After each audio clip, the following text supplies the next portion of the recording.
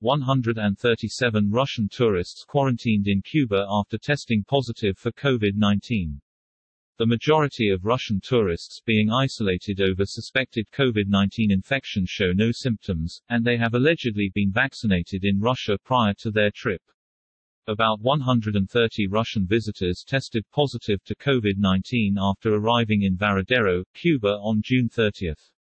On Sunday, there were reports of over 150 isolated tourists. Several plane crew members also tested positive for COVID-19. According to Russian Consul General in Havana, Cuba, over 130 Russian tourists have been quarantined in their hotel rooms over suspected COVID-19 infection. By July 4, 127 people from flights arrived on June 30 and July 1 remain in isolation, with positive COVID-19 tests.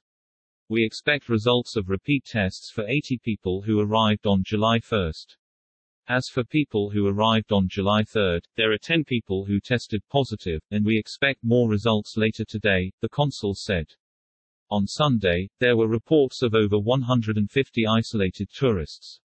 Earlier, the Consulate General reported that about 130 people tested positive after arriving in Varadero on June 30, including several plane crew members. A repeat test returned positive results for 33 people. There were 80 positive tests among the passengers of the next flight. Apparently, the majority of tourists being isolated over suspected COVID-19 infection show no symptoms, and they have allegedly been vaccinated in Russia prior to their travel.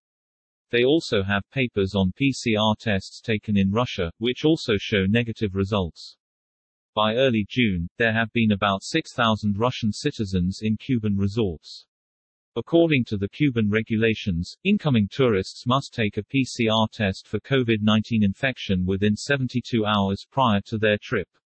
A paper proving the negative test result must be presented when boarding a plane.